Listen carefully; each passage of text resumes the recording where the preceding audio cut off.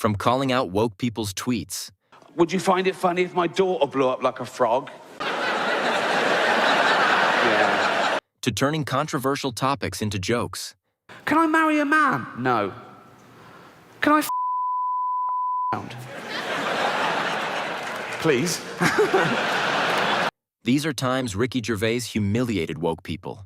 200 million people watching around the world, and it's live, you know, big thrill.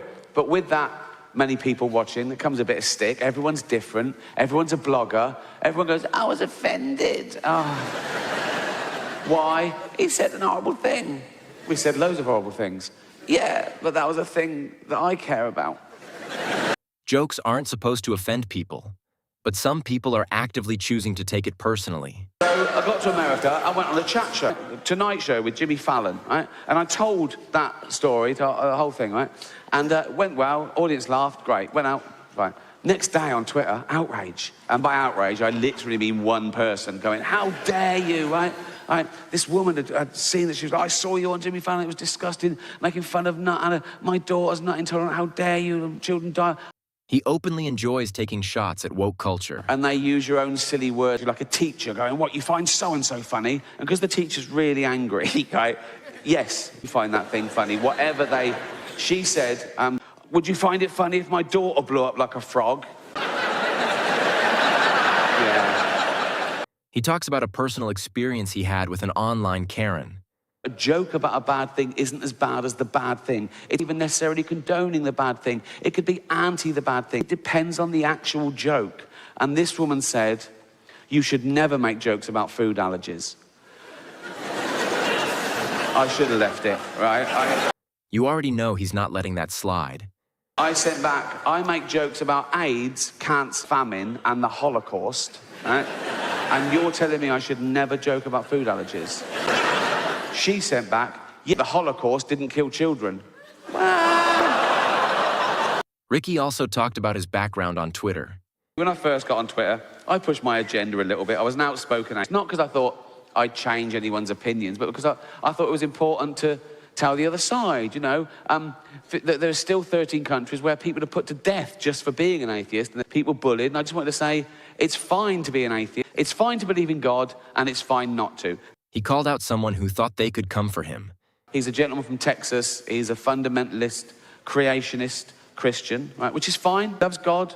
He loves God and fetuses, mainly. He loves the fetus from conception to when it turns out gay. And then he's...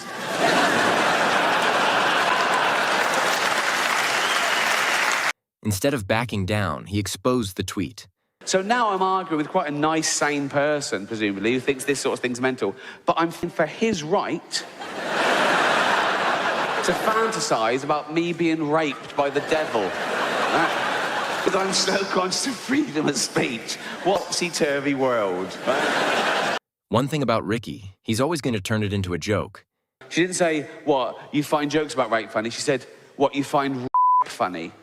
And the answer to that is no, of course not. No one finds funny. Not even rapists find funny. Do you know what I mean?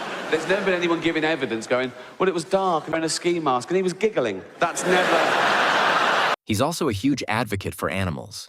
Two guys in this Chinese square and they're skinning this dog alive and it's screaming and they're laughing. I thought that's the worst thing I've ever seen. Can I tweet that? I thought, yeah, I've got to. So I tweeted the picture with a petition and I just said, one beautiful creature and two ugly skinning it alive. Right? And it took off. But it didn't end well. You're more offended by a word than by an animal being tortured to death. She said, I just hate the C word. Definitely should have left it. I sent back, people who hate the C word would hear it a lot less if they didn't go around acting like such In another stand-up, Ricky Gervais talks about homosexuality. The one place that was really ahead of the game fell behind a little at the last election, California. They had a referendum, they put it to the vote, and they voted no to gay marriage. I mean, in California, there's people going, that's why we moved here. I mean, it's a strange sort of bigotry that you can affect someone else's lifestyle that doesn't affect you back. He also mocked the response from the 2008 vote on gay marriage. These people that object to that were presumably the same people that said, you know, gay people were immoral and promiscuous, but now they don't want to be monogamous and respectful in the eyes of God. And it must be so confusing to a gay guy in California thinking, that's the bit they don't like. With all the other shit we get up to, it's the marriage bit that was so confusing. Using jokes to make a point is his specialty. Can I get the rules straight? What do you want to know? I just need to know what we can and can't do. Ask away. Can I marry a man? No. Can I each round? Please.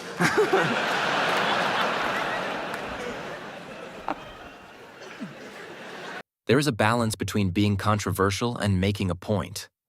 I think people lump you in with shock comedians who try and hurt people's feelings or say things that they're like trolls. And I'm not. I'm always sort of doing it for a reason. And I've always said, just because you're offended, it doesn't mean you're right. Some people are offended by equality. Pushing boundaries in comedy is normal. I can justify every joke. I can justify, and I think some people get offended when they mistake the subject of the joke with the actual target, particularly when you're dealing with taboo subjects. And I do deal with taboo subjects for a reason, because I want to take the audience to that place they hadn't been before. Using taboo topics doesn't mean he is in support. Offence makes people think. It makes them think. It makes them come up with another argument. You've got to come up with an argument. Because I'm just tired of people saying, I'm offended. I want to say, so what? That just means you're just telling me your feelings. I was like, I've got a pain in my knee. What do we do about it? Social media plays a big role. Twitter was the one that sort of started popularity being more important than being right, you know? And people have picked up symptoms of that in all walks of life, because it's all about likes, retweets, block someone that doesn't agree with you, so you create your own echo chamber, same as Facebook. Popularity now matters more than the truth. People say things like, my opinion is worth as much as your facts. I think that's just not true. It's just, you know, so that is a worry. That is a worry in this post-truth era, that the more you say a lie, you know, the more people will take it as the truth. It doesn't make it true. In another interview, he also talked about the irony of comedy. You know, I'm not one of these people who say comedy is your conscience taking a day off. I can defend every joke I've ever said, because offence usually comes when they mean it. First of all, I think political correctness is good per se. I don't want people going around saying terrible things and hurting people's feelings all the time, particularly politicians. Right? It has nothing to do with his personal views. When the offence comes, it's usually because they've mistaken the target of the joke with the subject, and they're not necessarily the same thing, particularly with irony. And with irony, you're purposely saying the wrong thing, and you're hoping that people are sensible and intelligent enough to get it and laugh at the stupid attitude. The confusion starts when people mistake the two. Most people get the joke, and it's gettable, and there is a basis for it and a reason for it, and there's a comic conceit and a fair target. You can't worry about people not getting it or not liking it, because that's going to happen. There's nothing you can say that someone somewhere doesn't like. He points out how a small group online can make outrage seem way bigger than it is. Everyone wants to be heard, and Twitter has amplified it, and the press have amplified Twitter. The worst bit of clickbait that goes around at the moment, I see it every day. Every newspaper, even reputable newspapers, have got a Twitter wing, right? And it's like, so-and-so said a thing, and people are furious. No. He defends every joke he has made. There's quite a democracy on Twitter, whereas you can have a genius, you can have Richard Dawkins tweet something, and underneath it is some bloke in a bin tweeting summer in the same font, and it gives it an equivalence. Do you know what I mean? You've read them both.